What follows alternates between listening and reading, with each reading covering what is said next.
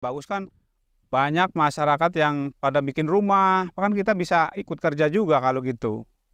Sementara ini kalau nggak panen ya buru-buru mau pada bikin rumah kan untuk biaya hidup sehari-hari aja udah susah gitu, udah sulit. Didi telah menjadi petani di Kandang Haur Kabupaten Indramayu sejak 1989. Kekeringan bukan hal baru baginya. Didi pernah mengalami dampak kekeringan akibat El Nino pada 2017. Namun, kala itu ia masih memiliki modal untuk menanam semangka di desa sebelah. Kali ini padi di sawah seluas 3,7 hektar tak bisa dipanen. Sementara semua pendapatan dari hasil panen masa tanam pertama harus ia serahkan untuk menutup pinjaman dari bank. 8 juta rupiah untuk menanam padi di 1,5 hektar lahannya dan 10 juta rupiah untuk menyewa 1,7 hektar lahan sisanya. Yang masih ia miliki hanya ternak, tetapi belum bisa dinikmati hasilnya. Untuk kebutuhan sehari-hari, Didi terpaksa meminjam uang dari kerabat dan teman.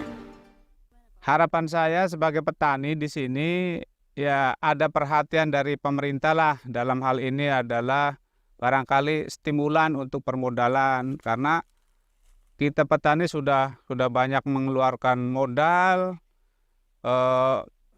sudah tidak ada simpanan lagi. Kalau sudah nggak panen tuh sudah nggak bisa ngapa-ngapain lagi.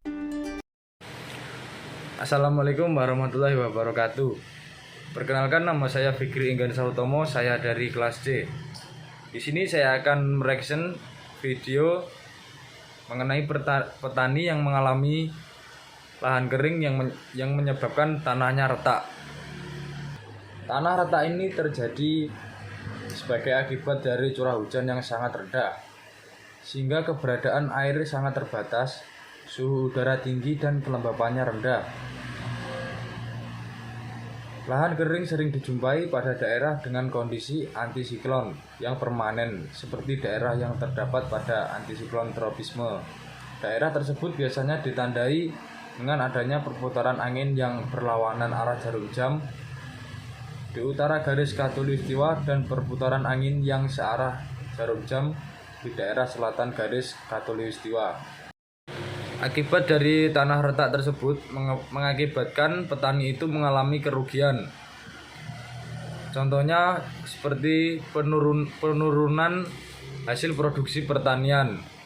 Bahkan untuk mencukupi kebutuhan sehari-harinya, dia terpaksa berhutang.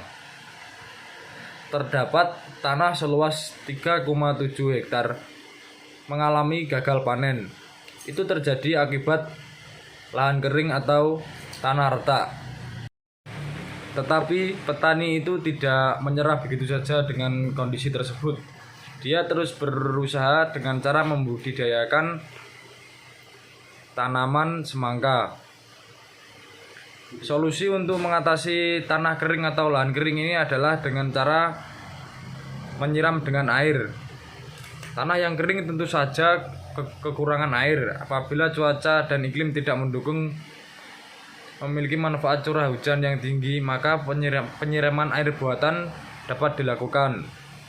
Yang kedua, membuat jalur irigasi. Salah satu metode pengairan yang sangat luas dipakai di dunia adalah dengan irigasi. Yang ketiga, membuat jalur pengairan limbah. Jalur irigasi biasanya berasal dari sungai dan sumber air lainnya. Sekian video reaction dari saya. Kurang lebihnya mohon maaf, saya akhiri. Wassalamualaikum warahmatullahi wabarakatuh.